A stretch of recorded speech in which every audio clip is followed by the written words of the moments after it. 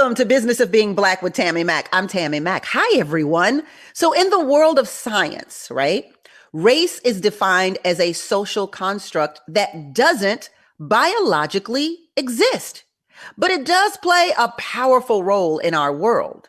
Race can influence our experiences and shape our lives. And in a system of white supremacy, racist ideas continue to spew unfair treatment, targeting people of color, specifically Black people. And for some time, the word racist has only been used toward white people. But can Black people be racist? Let's get down to the business of being Black. The business of being Black today are Black racist. Please welcome Dr. Larry Walker, Global Diversity, Equity, and Inclusion Trainer. Hi, Dr. Walker.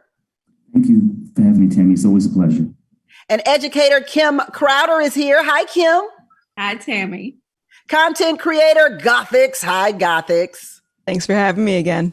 And the host of the Race, Manhood, and Power podcast, Omowale Africa. Hi, Omowale. Hi, Tammi. Let's start off with why Black people should care if they're racist or not. Is that something we should actually care about, Kim? Well, so I don't believe that Black people can be racist because it's connected to systemic power. Here's what I will say. Black people should care about anti-Blackness. We should care about our own prejudices and biases. Absolutely. Around the question of, are we actually racist as Black people? I'm sure we'll get into that a little bit later, but I don't see that as the case.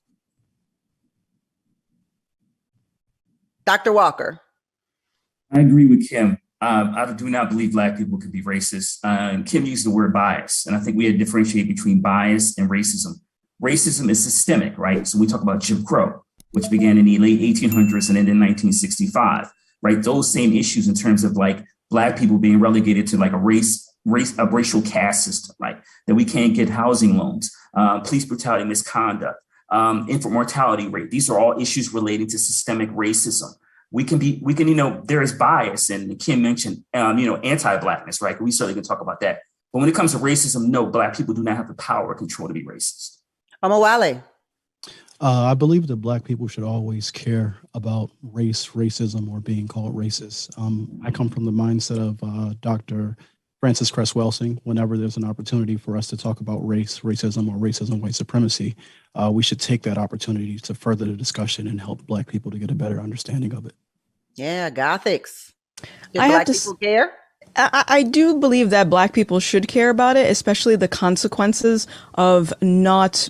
For me, I believe that Black people can be racist, and I think that there are consequences that coincide with that. And I think having discussions like these is beneficial. But I'll leave that for now. So then let's get into the definition of racist. What is the definition of racist, Kim? To me, the definition of being a racist is someone who has the ability to enforce systemic power in some way, whether or not it's individual or that they are connected to supremacy within a place. For instance, the United States. In the United States, white supremacy, you're connected to whiteness, then you're connected to a power that I do not have access to as a Black woman. Mm-hmm. And so in that, yes, you can be racist because every time you implement your racist ideals towards me, then I am the one who's negatively affected in a way that goes back generations and even into the future. Omowale. I just believe that racism is simply attitudes and behaviors about members or people within a group based upon their membership or belonging to that group. That's pretty simple. That's a simplistic definition. Dr. Walker. So, Tammi, racism is, as Kim and I talked about earlier, systemic. So we talk about economic, political, and social, ways in which the United States limits opportunities for African Americans. And when we talk about racism in the United States, we could just talk about, we say COVID-19 in terms of disproportionate rate in which Black people have died. That is, racism is connected to a system, right? Black people do not have the power to create a new Jim Crow, so to speak. So it was important to kind of delineate between, we talk about racism, control and power, systems, and then bias, which is you can have certain views about based on someone's race, ethnicity, sexual orientation, gender expression, identity, religion, etc. So racism and bias are two separate things as it relates to people of African descent in this country. Gothics, your definition. So I defined racism as prejudice on the basis of someone else's skin color or making generalizations about a certain body of people. And that's how I would summarize it. Wouldn't making generalizations about a certain body of people be a stereotype and not necessarily racist? I think it depends who you ask. Yeah, because I that definition has been thrown around. The racist definition has been thrown around so much that personally, I view it as just like judging someone on the basis of their skin color. Don't you have to have? Go ahead, Kim. Yeah, I want to jump in real quick because there is a history to the word racist in and of itself. And when you look at the history of race, of the term racism in general, racist, it is very much so connected to Native American heritage at one point. Specifically, there is a quote by a general that basically says, all Native people, in my opinion, should be dead.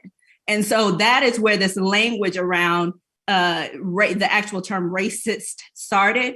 Again, when you talk like that, and when we see that there have been laws put in place to make sure that that happened, in my mind, we're always talking about systems when we talk about racism. We have to be. And so, because I think when we separate that into this one-to-one interaction, then we miss the things that we're seeing that are currently happening around voting in our country and the way that Black people are not being protected by the law, when in turn, you saw our Asian American brothers and sisters be able to see legislation pass quickly around their own, around their issues. And so that is what I mean when I'm talking about this. And why I believe deeply that we really should be talking about the systemic piece of this.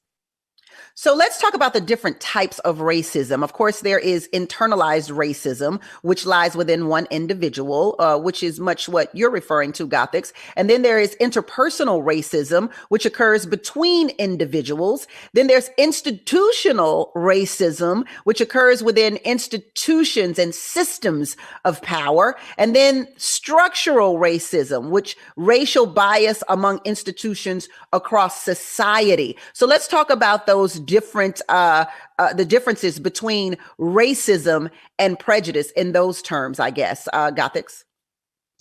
So for me, I guess I can summarize how I feel about this entire discussion as racism in the context of how we're discussing it with institutional power and structures and stuff like that. I fail to see where there's an actual obstacle in place.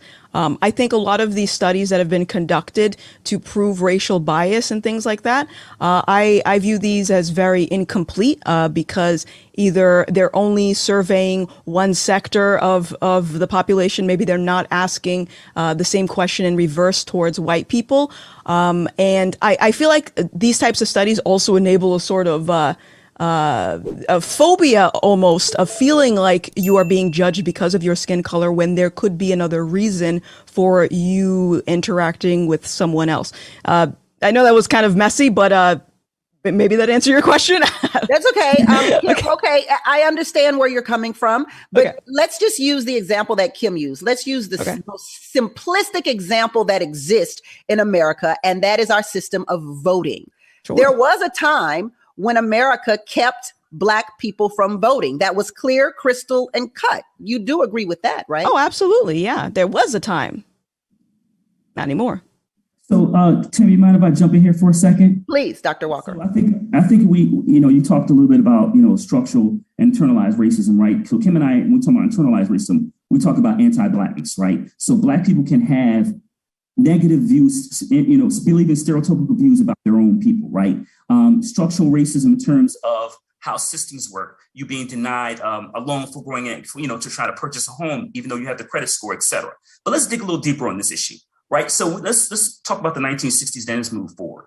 So in the 1960s, you had several programs, Fair Housing Act, the Voting Rights Act of 1965, the Civil Rights Act of 1964, also known as the Great Society programs, right? And then we move forward, particularly when we talk about voting rights. Kim talked about that. After the last election, when you saw, particularly in Georgia, a higher percentage of Black people voting, the response to that has been to restrict the right to vote. Now, my colleague was talking about, in terms of racism, in terms of some of these studies, not being complete. So I have a couple of data points for you. We know that Black infants are 3 times more likely to die when they have a white physician compared to a Black physician.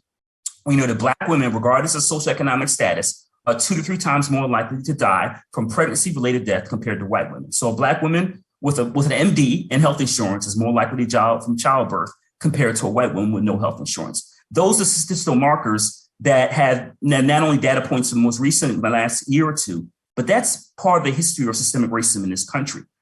Decades of African Americans facing, like I said earlier, economic, political, and social and public health challenges.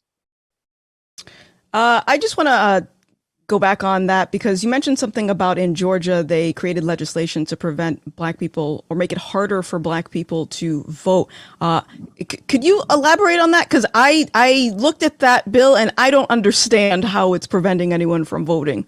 But I think the question, let me say, Dr. Walker, is the question, Gothics, that if the system was in place already and no one had basically argued the system, then why was it when the voting swung in a different direction, it all of a sudden needed to be changed? As far as requiring an ID, is that what we're talking about? As far as the water, the seating, the ID, all of it, any of it. Why did any of it have to be changed if it was in place already? Well, the 2020 election was a little bit sus. I think we saw some news surrounding that, so I would say that's probably a really good reason to do that. But here's the thing. There are so many people that grew up in America that were able to live successful lives and go about and achieve these things. So I don't understand how all of a sudden it seems like the general consensus of the Black community is regressing towards these systems are somehow obstacles for us when we know we have proven that many Black people have been able to achieve whatever it is. So we have been able to achieve, but not without having to hurdle those obstacles that other races have not had to. But you We're achieved. take a quick break and come right back on Business of Being Black with Tammi Mack. We'll be back, y'all. Welcome back to Business of Being Black with Tammi Mack. I'm Tammi Mack, and let's get down to business. The business of being Black today are Black folk racists. Please welcome Dr. Larry Walker to the show. Content creator Gothics is on the show with us today. And also inclusion trainer and educator Kim Crowder is with us. Hi, Kim. And the host of the Race, Manhood, and Power podcast, Omawale Africa. So let's get into individual racism here, or not, Host Myron Gaines and Walter Weeks from the Fresh and Fit podcast were slammed a couple of weeks ago after a video resurfaced showing them speaking about why they don't date Black women. Is that racist? Is that prejudice? Or is that just preference, Omawale? I mean, it's definitely an example of internalized racism. I always believe that it's more than a preference if it's rooted in our own self-hate. And we know that historically, we've been socialized, within this particular society to see certain, bodies or types as more desirable than others. So as a Black man, if you make the argument that you prefer or desire someone that is white, but if not white, someone as close to white as possible, I believe the term that they used was a red bone. And they stated that they don't involve in any night riding, which I think is a white supremacist term that originates on Reddit. So I think that it is an example of internalized racism. I definitely think the language that they used was a term of racism and just outright disrespectful. But outside of that, can't you have a preference that is not your race? Can't it just simply be a preference? Does it have to be rated or rather rooted in some sort of racial devilish racial bias? Does it have to, Dr. Walker? Yeah, I think, and this goes back to Kim and I use the phrase anti-Blackness. That's anti-Blackness, right? So yeah, certainly can people have preferences. But when you start using phrases like, you describe red bone, we have to talk about colorism, right? And so a lot of the challenges that Black people in terms of what we see on television or in the movies are in terms of how we depict it, reinforces stereotypes and misconceptions about what it means to be Black.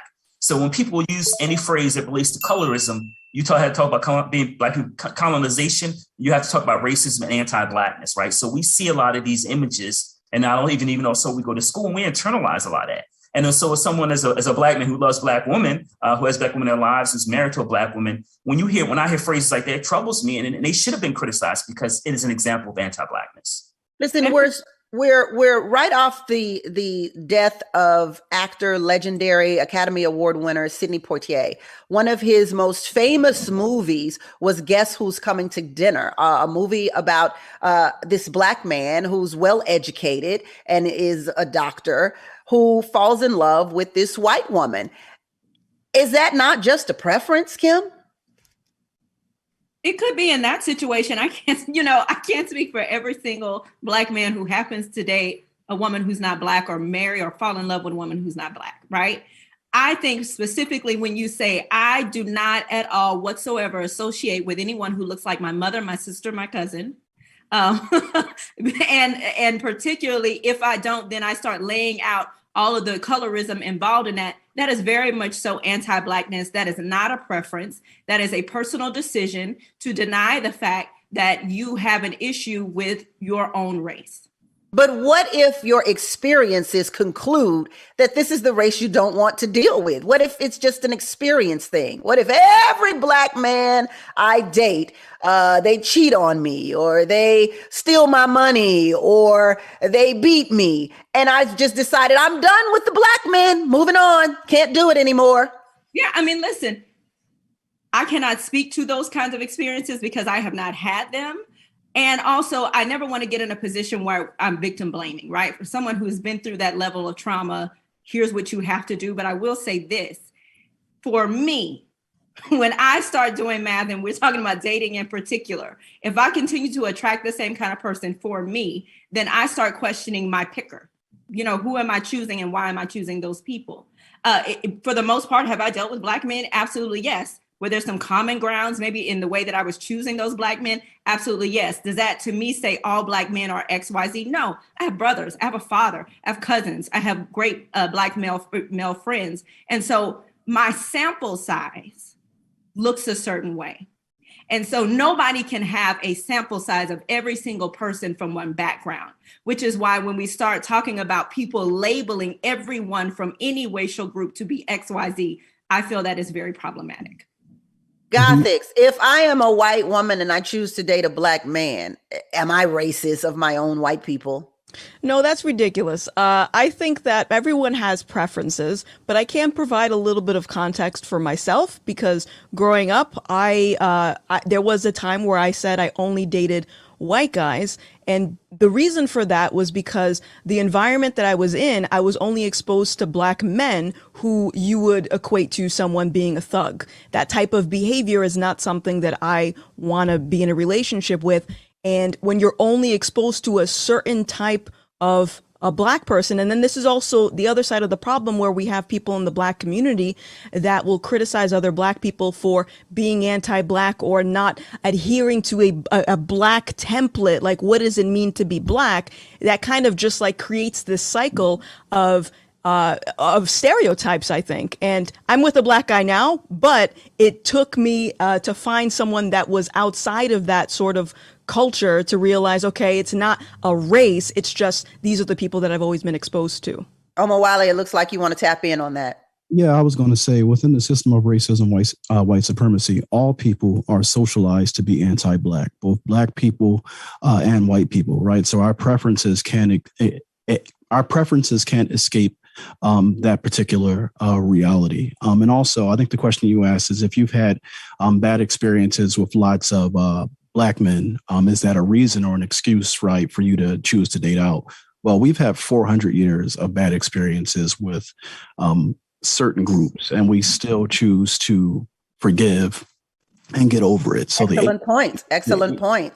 I do find that interesting, Omowale, what you say, because Gothics, the truth is, we have had decades, centuries of bad experiences with white people. Why is it that we put all of our angst on the black man? I I can't speak on that because I didn't experience anything from 400 years ago. I'm only living in the now because I look at But myself we as know an that it's individual. true. We know that it's true. I'm not questioning Sure, why people say I didn't experience. You don't have to experience something. sure. Know that it's true, to know that it existed. Yeah, black people And own its black very slaves, you know? existence, its very existence signify a routine, a tradition of a certain type of issue that white people have had with black people. Okay. Do black people have issues with white people?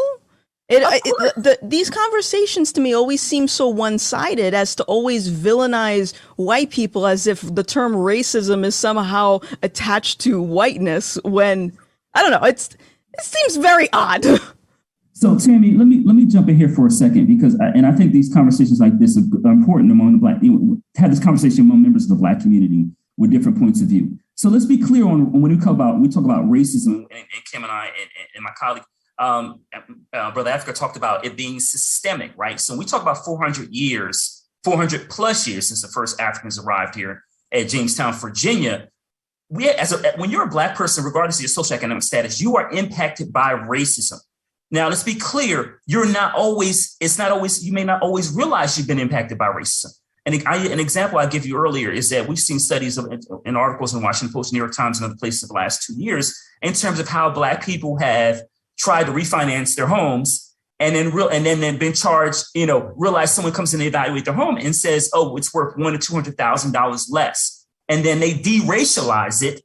And then it's worth $300,000 to $400,000 more. Now, part of that example is that my wife and I have been victims of housing discrimination because we're black years ago, right? So this is when we talk about systemic racism, and this is like not certainly a victimhood or blaming people.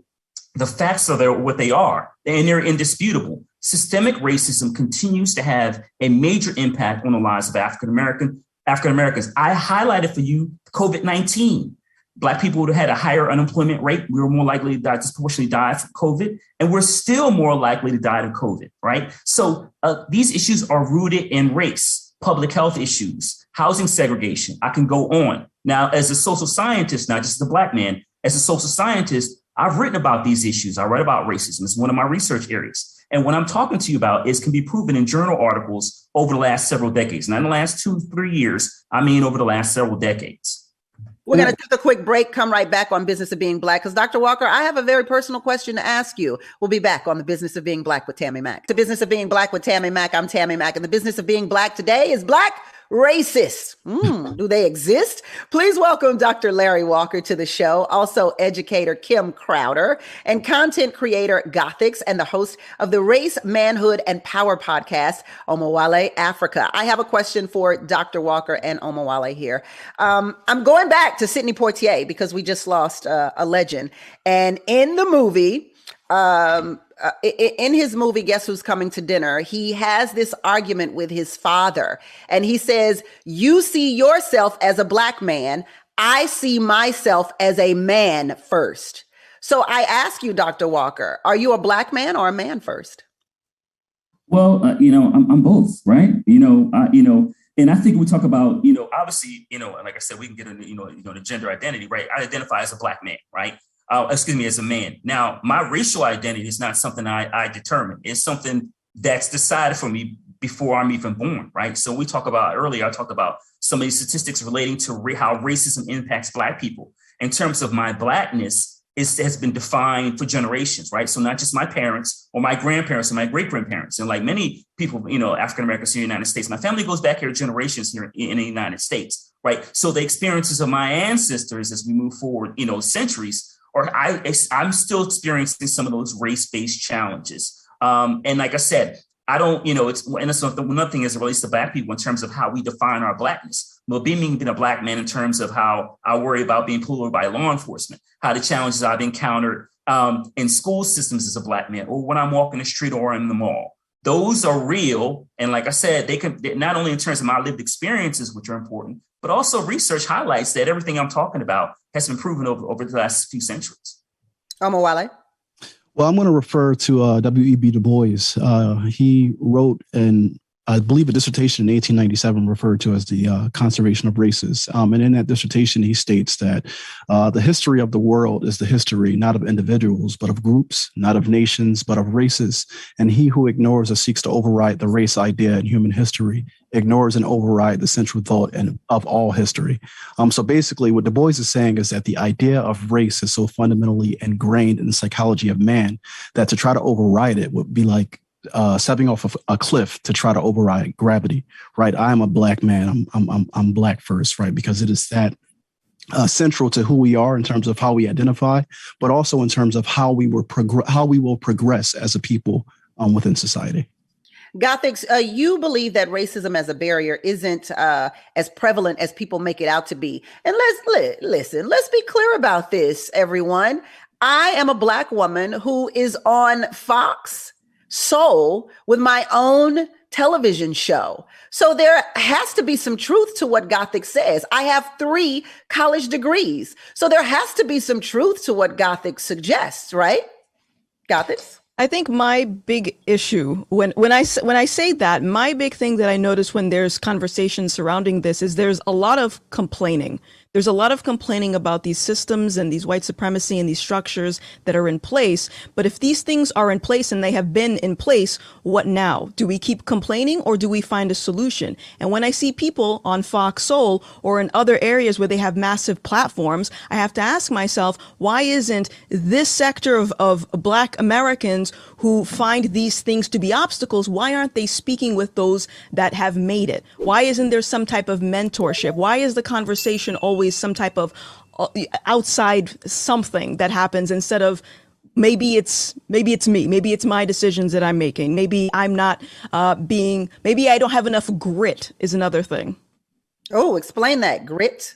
Yeah, I think that grit, resilience is something that a lot of people need in order to succeed in life. How bad do you want this thing to happen? Well, I have to say, I have to cut you off there, Gothic, because I have to say, even though we weren't a part of slavery and we know not one piece of shred of how that even feels, Black people have to be, they must be the most resilient race on the face of the earth. They have to be, right? They have to be, which is always concerning to me when I hear people talk about white supremacy in 2021 in America, where I believe Black Americans are probably the most privileged America compared to I have a lot of immigrants in my family. So this conversation is very odd to me, knowing where they come from, having less than what we have now. Yes, I agree and disagree with Gothic. I do believe that we need to find a solution to racism. However, that solution can and never will be individualism, right? I think that Black people exist in a society where everyone preaches individualism, but we as Black people are the only one who actually practice it. So we definitely have to develop a solution. It's just not going to be kind of like grit and pulling up yourself by your bootstrap. So is the solution collectivism on the opposite? Would you say that? The solution is absolutely collectivism or racism, whatever you choose to call it. But I think that it has to be a group-based solution. But how do you get everyone on board to do that? I believe that everyone is already on board with what they feel as though the solution is. And what I mean by that is that to a certain extent, Black people already practice racism, but it's just not to our benefit. Right. In order explain that, please. Well, racism exists within the domain of power, right? And in order for that particular system to maintain, it also has to be reinforced by the people who are subjugated to it. So both the system has the ability to grant rewards and punishment, but also the people who are subjugated by it have the ability to grant reward and punishment, right? So we as Black people, you may want to refer to it as anti-Blackness, internalized anti-Blackness, or internalized racism, but we already reward and punish one another based upon how closely we adhere to the dominant culture and the values of dominant society. We are promoted for it, right? When we enter into their economy and their institutions, we do well for it, and they often tokenize us, right? As Gothic said, hey, there's plenty of examples of success. Just be more like those particular people. But those people are often not like themselves because you have to go through a process of self-annihilation as a Black person in order to, succeed in a system that has been designed to maintain you in your current position. I hate to go here again, but I think a good example of that would be Sidney Poitier, right? He was often chastised and criticized for dating white women. He was often chastised and criticized for speaking white. I mean, that had a lot to do with how he excelled in Hollywood. Not just Sidney Poitier, what's Harry Belafonte? I mean, Eartha Kitt, there's a story where she talks about during her day, her desire to date other Black men, and all the other Black men of that time were very clear that if they wanted to make it in America, then they had to marry whiteness, right? And the closest that they could get to that was marrying a white woman, right? So these ideas and values still persist within our groups. This is why I say that we as a people, to an extent, we're already practicing racism. It's just not to our benefit. We're practicing racism, white supremacy. Tammi, let me jump in here for a second. So I think it's important. I'm using an analogy. Black people can have and continue to walk and chew gum at the same time, right? So, mention Harry Belafonte, and certainly when and so when we talk about people like Harry Belafonte, et cetera, you have to go back to the 1960s and then ask yourself, in terms of being Black actors in Hollywood and Sidney Poitier, what are some of the things they did? Well, it's a story I just read about, I think in 1967, when they took $75,000, drove it to Mississippi to ensure that the Freedom Riders wouldn't go bankrupt, that they had the money they need to continue to make sure people had the right to vote, right? So it's important, like I said, when we talk about, individuals like that, Belafonte, et cetera, and Poitier, that those individuals put their lives on the line. And I must add that they were chased by a car, right? A speeding car, right? So it's important, once again, to highlight that, you have, as Black people, we have essentially feet in multiple different places, right? So they had it in Hollywood and also was centered within the Black community. And as I said, I use the analogy of walking chew gum at the same time. Black people have and continue fight for voting rights, right? So, and when we talk about voting rights, this is not an issue. This is not a new issue. So it took the 13th and 14th, 15th Amendment to make sure Black people were seen as U.S. citizens and given the right to vote. If that was the case, if racism was an issue, we would have to revisit those in the 1960s. And people like Stacey Abrams wouldn't still be fighting on this issue in 2022. That is which is the epitome of systemic racism in the United States. And I think it's worth noting that both Harry Belafonte and Sidney Poitier knew that racism existed. They acknowledged that racism existed, and within the structure of what they could, did what they could to make it better for us, which is why we don't know how being chased by a car trying to take money to Freedom Riders feels today. We'll take a quick break on Business of Being Black and be right back. Back to Business of Being Black with Tammi Mack. The Business of Being Black today is Black racist. Kim, what is anti-racism? And do you believe that all Black people are anti-racist? Yeah, anti-racism is being starkly against racism, but particularly it is in action, being starkly against racism in action and understanding what that means systemically. Do I believe that can you ask me that question again? Do I believe that all Black people are anti-racist? Is that what you asked me? No, absolutely not. For one, I don't know that we all necessarily always know what that means in our day-to-day life. Listen, societal norms have basically outlined for us what is right and what is wrong. And so the way that we have experienced this country around societal norms looks a certain way. So I'll give you an example. When we work with organizations and we do an assessment and, people within the organization, whether they are Black or any other race, and notice that these white men for the most part, or white women, and say, I still believe that I can move up in this organization and that I have the same opportunities as other folks. That is then directly connected to societal norms, because we continue to see that white men in the workplace are quote unquote leaders. And so in that, I think, well, that's normal. So I can probably still move up in this organization. There is a cognitive dissonance that can happen if you do not actively decolonize your way of thinking and your way of seeing this world, and also in the way that you experience and implement the way that you live in this world. Against white people? Yes, but I did want to tackle back on the anti-racism bit. Yeah. Because anti-racism is actually a rebrand of a Marxist re-education that was used during the Cultural Revolution under Mao Zedong. I know this because I've studied these Marxist tactics and have actually spoken to someone who escaped Mao's regime. And it's literally the same template, and all it is putting one class of people against another class of people. And as Kim mentioned, sort of reframing your mindset. It's that re-education. It's basically brainwashing. And the consequence of anti-racism has resulted in Black and white people being very overtly racist to specifically Black conservatives or Black Republicans. That's what it's resulting in. But I'm sorry, what was your question again? No, go right ahead. I'll move on. Well, can I pop in real quick? Because Sure. If a Black person disagrees with someone who's a conservative who is Black, that doesn't mean they're racist. That means they don't agree with the values and the beliefs of Black conservatives. That's it. So to throw in the fact that just because I don't agree with you because you're Black means that I'm racist towards you in some way, I don't agree with that. And to me, That's not what I said.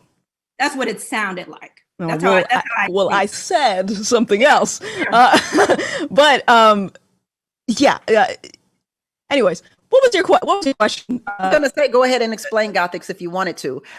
Move on. Would a racist comment or action cause a more significant impact on a Black person than on a white person? For instance, let's take 911 calls. I mean, we saw on a couple of occasions now via viral videos where one or a man has said, I'm going to call the police on you and I'm going to tell them you're Black. How does that make a difference if racism doesn't exist? I'm sorry, do you want me to? No, go ahead, Gothics. Okay, in those instances, I'm also very cautious about the things that get publicized on media, because the media has a tendency to focus on one thing and exacerbate, and now all of a sudden you think we have like 5 million barbecue Beckys that are calling the cops on Black people just trying to have a picnic, which is not the case. We have to also remember that in these situations, people get very tense, they get agitated, they react. I'm sure we've all been in situations where we've wanted to argue with someone and we said something that we regretted saying later. This is no different. I would hope that they wouldn't pick up the phone and call the police on a Black person, but unfortunately, we have to consider that. What are the impulses? How is this person responding to this altercation? Or are they just specifically acting out of malice? And I don't think it's the latter. But I don't think there would ever be an episode where a Black person could call 911 and then suggest a white man is chasing after me or a white woman is chasing after me. You know what they do? I don't think the reaction is the same. You know what I have seen from the, and again, just looking at the few videos that I've seen online of this, because I know that not everyone in the Black community acts this way, but what they will do is pull out their phone and then record an instance that they perceive as someone being a Karen or something being racist. And now that person on the receiving end loses their job. They might lose their kids. They might get harassed, all because the public perceived a 60-second interaction as a racist interaction. Dr. Walker. Yeah. I'm sorry. Omawale, go ahead. Yeah, I was just going to say that I think that our emotional overreaction to racist incidents is just due to our political immaturity.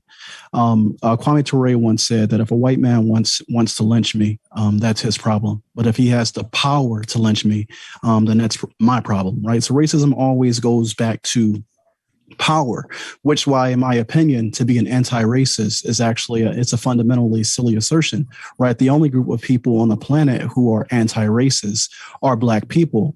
And the reason why that is just based upon our experience with racism. We've been burdened, right, by racism. We've been the victims of racism, right? But all groups, every single group of people on this planet that has a desire to see their group survive, right, they are going to create racial institutions to both protect and privilege their group. It's only us as Black people who don't understand that. And until we mature our understanding of racism and actually get really good at it on our own, we're going to continue to suffer and be the victims of racism, which is why I have a problem with the definition put forth where you make the statement that Black people can't be racist because racism requires power and and prejudice, because that particular definition makes the assumption that Black people don't have the ability to build the power. And if you tell Black people that, it keeps us in a position where we're always at the whims of another group that is more powerful, and we don't take steps towards establishing and building racial institutions. Wale, I love that thought, but I want a crystal clear example of what you mean when you say there are other groups who give themselves power, whereas Black people don't. How so? Every single group on the planet, a racial institution, right? Whether it is an ethnic group, right? We all have class consciousness, we all have ethnic consciousness, and we all have racial consciousness, right? White people are hyper aware of their minority status on the planet, and them being a minority of the global population on the planet, they set up and they erect institutions to protect themselves. And when they come in contact with other groups of people, the institutions are meant to play the role that keep those people at the bottom and keep white people protected and privileged. All groups are going to do that, right? If, for an example, historically, even here within Black America, when we talk about like the Black dollar and buying Black, right? These are racial decisions. We're doing this because we understand that every decision that I make as a Black person is either going to strengthen my group or weaken my group. If I make the decision to marry a white woman, then that's going to weaken us as a group. If I spend my money outside of the group, that's going to weaken us as a group. And in fact, if you want to talk about an example, European Jews practice this principle better than anybody on the planet. And that's not to single them out. But when you talk about power and racial institutions, I mean, even if you look at the state of Israel, it's an ethno-nationalist society that they develop for themselves and for their protection. So it's a very simple principle that we just don't understand. And as Nellie Fuller states, if you don't understand racism, white supremacy, everything that you think you know will only confuse you. Wow, Dr. Walker. Yeah, so I want to respond to something. I want to use you because I know, Tammi, you want to be clear example. So let's talk about the Tulsa massacre, right? We just recently, a few months ago, recognized the commemorated the centennial, right? So let's talk about that because my colleague talked about power and we talked about racism, right? So Tulsa was a thriving Black community with a movie theater and Black people doing well. So this is different when we talk about power and control. It was massacred, right? Black men, women, and children were murdered. Right. So the difference in we talk about the Black dollar. My colleague mentioned the Black dollar as an example of Black people being self-sufficient, which we always are. But then the difference between being what is power and control. And examples of what happened in Tulsa, Oklahoma, in terms of the murder of men, women, and children. I highlight that example also because I know Gothics is talking about, racism in terms of, those things happened a long time ago. Tulsa example is an example. There were still people who were alive during the Tulsa massacre, during the commemoration just a few months ago. I'll highlight another example. Jim Crow ended in 1965 with the Civil Rights Movement. So with the Voting Rights Act. My parents, aunt, uncle, and family members experienced Jim Crow. So when we talk about things that happened a long time ago, we're not talking about a long time ago. We're talking about when I talked to my mother earlier today, she was alive during Jim Crow, and she's not that old. So I highlighted those examples as we have a historical understanding of when we talk about power and control, and when we talk about what systemic racism is and what it is today. Is that we've endured it for more than 400 years, and hasn't gone away, and it certainly hasn't gone away because Black people collectively haven't decided to fight it because we can walk and chew gum at the same time. We're right back on Business of Being Black with Tammi Mack. Don't go anywhere. Okay. Well, welcome back to Business of Being Black. Today, Black racist. Does it exist? Please welcome Dr. Larry Walker, also equity and inclusion trainer and educator Kim Crowder, content creator, Gothics, and the host of the Race, Manhood, and Power podcast, Omowale Africa.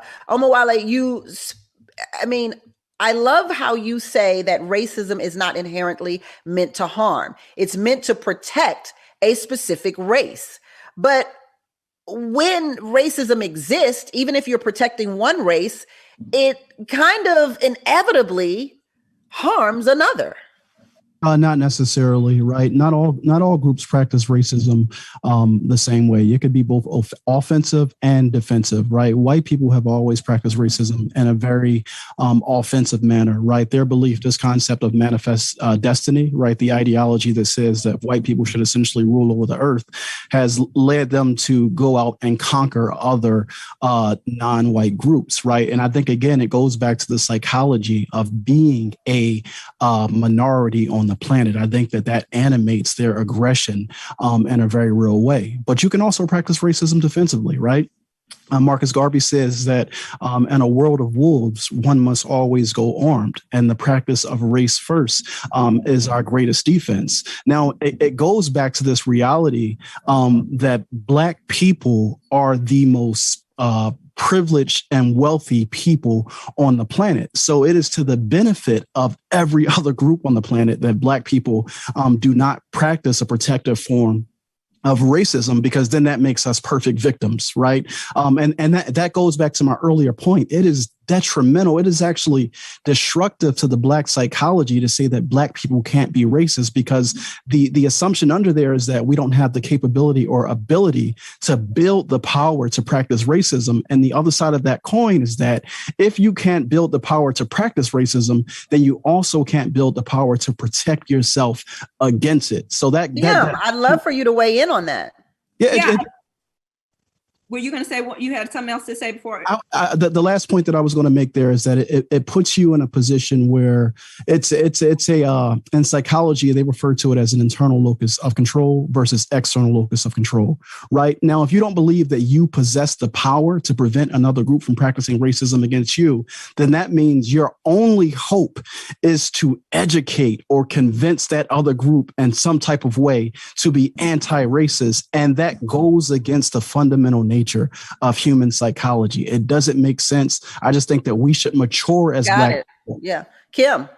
Yeah. I mean, listen, I don't necessarily agree with what is being said by any means, in the way of when we look at this idea that do we believe that we can have power?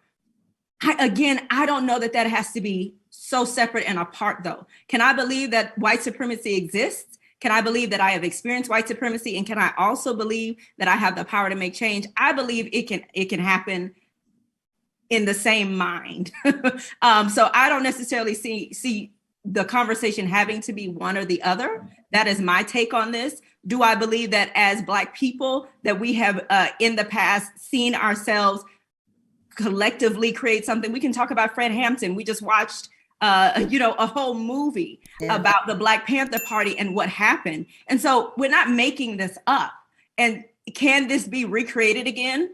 It can be recreated again. What are the consequences of that? There is certainly this idea of fear that has been created in this society of, if you get out of line, here's what could happen to you. We've watched that happen on video. We've watched that happen over time in history. We've watched that happen with the Tulsa massacre, the St. Louis riots. Like, we've watched this happen over and over. So here's what I'm not saying. I'm not saying that as a people that we don't have power. I am saying that what is the honesty around the fact that when things have happened and we've collected power, what has been the response to that? Kim, you have a little power of your own with Kim Crowder Consulting. You want to tell us how we can reach you and what you do? Yeah, Kim Crowder Consulting. Basically, my goal is to help workplaces be better in the way that Black women are not experiencing what I experienced in the workplace. Black women are not experiencing the discrimination that people who are LGBTQI+, that Black folks in general, that people from backgrounds that are intersectional do not experience what I experienced in the workplace. I have a strong passion about Black folks being entrepreneurs and having multiple streams of income. That's some of my thoughts around that. Certainly making sure that we support each other, that we are trading ideas, that we're sharing not only money, but knowledge wealth, because that is another part of this as well. So that is the work that we do. You can find me at KimCrowderConsulting.com and all over social media. I am Kim Crowder. Follow us on LinkedIn. Dr. Walker, the University of Central Florida and your research. Would you like to talk about that? Sure. I focus on racism, leadership, and policy parts. I worked on Capitol Hill. So I looked at federal and state policies in terms of how it impacts institutions, particularly how it impacts Black people. whether it's education, policy, et cetera. So some of my research now I'm looking at in terms of intersection, how racism and COVID-19 intersect and impacting the Black community. Omowale, Race, Manhood, and Power podcast and the documentary Un-American Dilemma. How can we find it all? You can connect with me on YouTube to check out the season finale of the Race, Manhood, and Power podcast tonight. The YouTube channel is Omowale Africa. And the Un-American Dilemma, it's a documentary project I put out last year. It's on the question of Black loyalty in the 2020 election. And you can find that on Vimeo. Excellent. Gothics, your YouTube channel, Gothics, definitely challenges us to think differently, to have a different perspective on life. I love that about your podcast and about you. Tell us more about Gothics, the podcast. Definitely. So my podcast right now, it's something that I recently started because I realized that conversation and civil discourse is dying. And I think that is when real danger starts, is when we're not able to come to the table and express our different ideas without us being combative with one another. And the whole reason I started with my YouTube channel was because nobody allowed me an opportunity to talk for whatever reason. So yeah, if you want a different opinion, a different perspective, I guess, come over to my channel. Or if you just want some information and knowledge too, so that you can grow your own perspective. How about that? Yeah. Well, thank you so much, Omowale. Thank you, Dr. Walker. Kim, love having you on the show, and Gothics. I appreciate you all. Stick around for Cocktails with the Queens. Go ahead and grab that drinky drink so you can get on to some of this gossip, y'all. In the meantime, that is the business of being Black with Tammi Mack on Fox Soul. Until tomorrow, it's a blessing to be in your box. Bye, y'all. Peace.